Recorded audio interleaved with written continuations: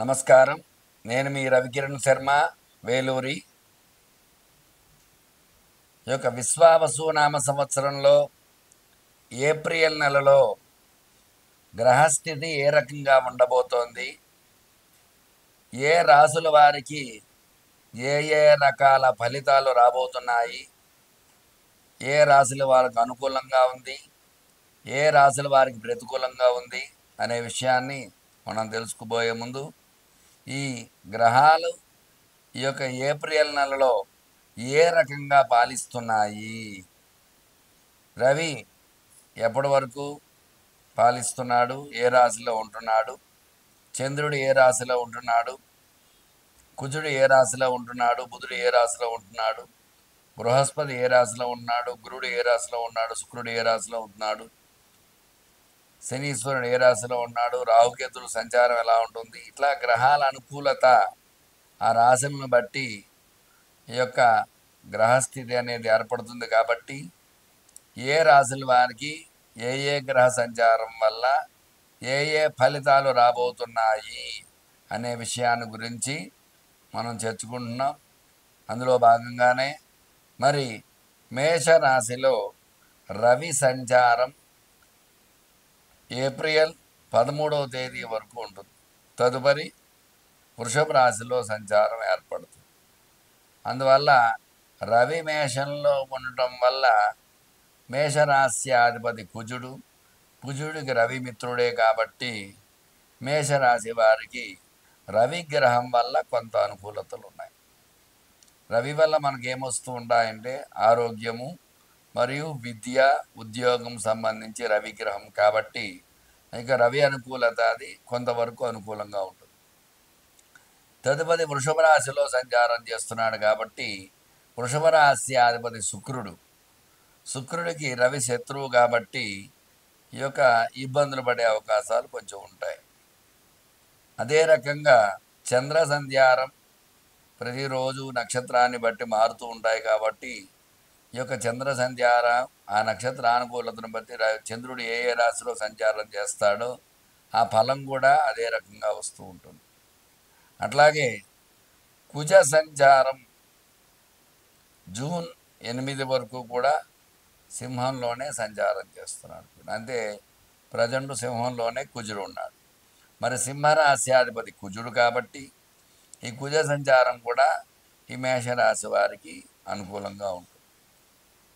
అట్లాగే బుధుడు ఎక్కడ ఉంటాడు అంటే ఏప్రిల్ 3వ తేదీ వరకు వక్రం ఉంది.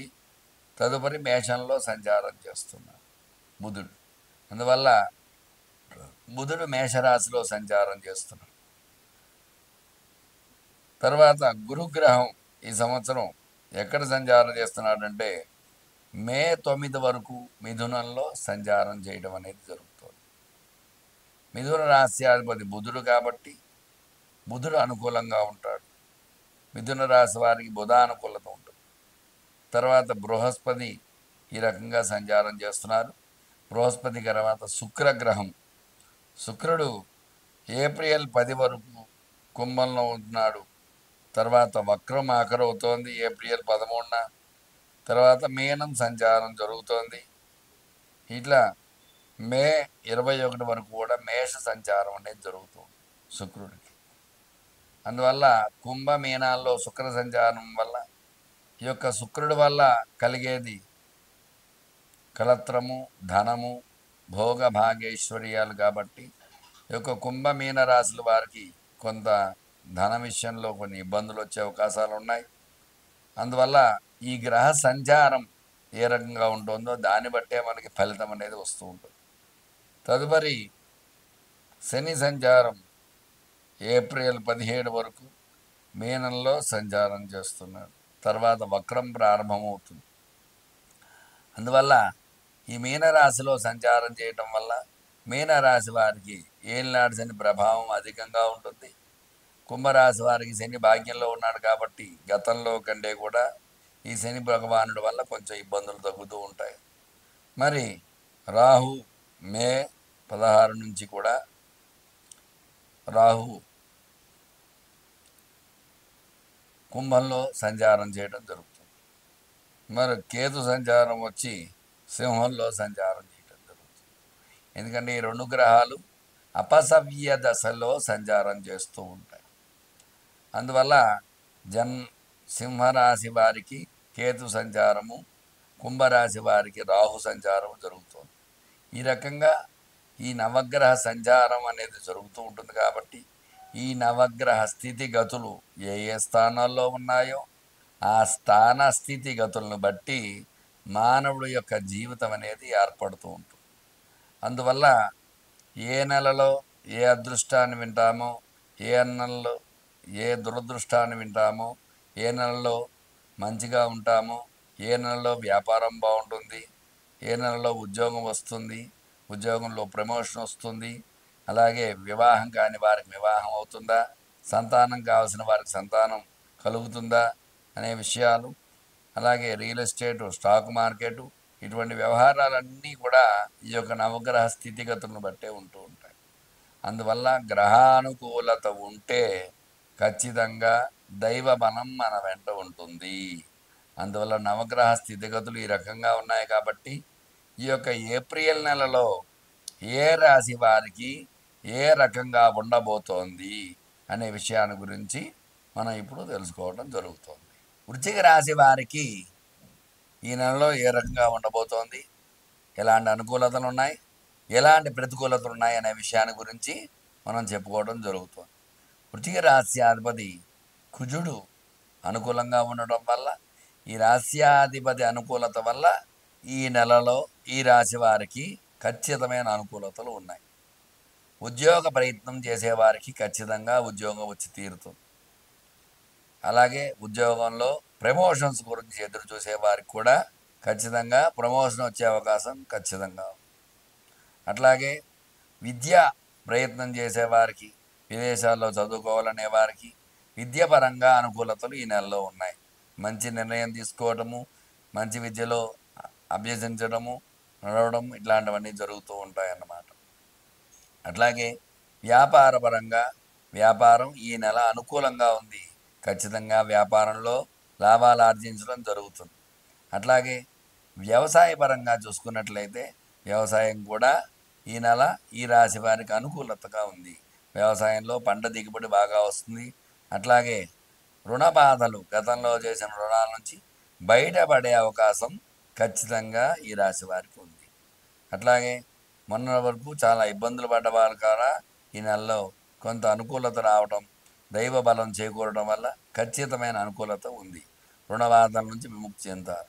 వివాహ ప్రయత్నం చేసేవారికి వివాహ అనుకూలత, మంచి సంబంధం రావడము, మంచిగా వివాహం సెట్ కావడం జరుగుతుంది. అట్లాగే సంతానం గురించి ఎదురు చూసేవారికి ఈ నెలలో శుభవార్తలు వినే అవకాశాలు ఎక్కువ శాతం ఉన్నాయి.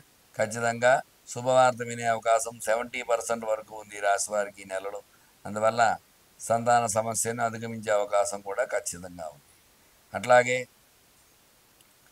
ఈ యొక్క ఆరోగ్యపరంగా చిన్న చిన్న ఇబ్బందులు, ఎందువల్ల అంటే అర్ధాష్టమ రాహు సంచారం త్వరలో రాబోతుంది. దానివల్ల కొంచెం ఇబ్బందులు పడే అవకాశం, చికాకులు, సమస్యలు వచ్చే అవకాశాలు ఉన్నాయి.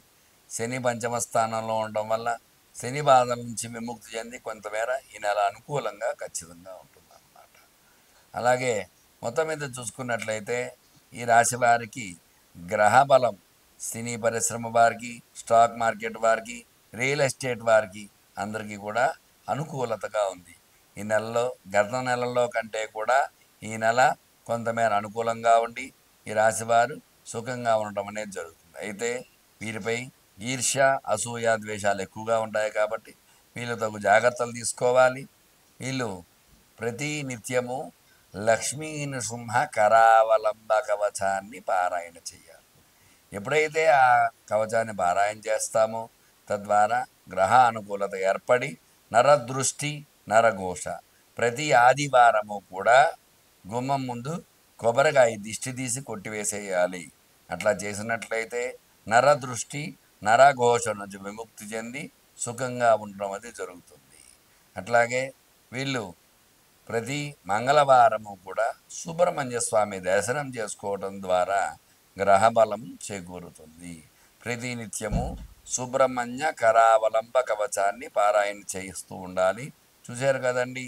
ఈ కుజ అనుకూలత వల్ల ఈ యొక్క వృశ్చిక రాశి వారికి ఏ రకంగా ఉండబోతోంది అనే విషయాన్ని మీకు చెప్పడం జరిగింది. ఈ యొక్క పరిహారాలు పాటించండి. సుఖ సంతోషాలతో ఉండండి. మీ రవికిరణ్ శర్మ, వేలూరి జ్యోతిష రత్న వారు గ్రహీత.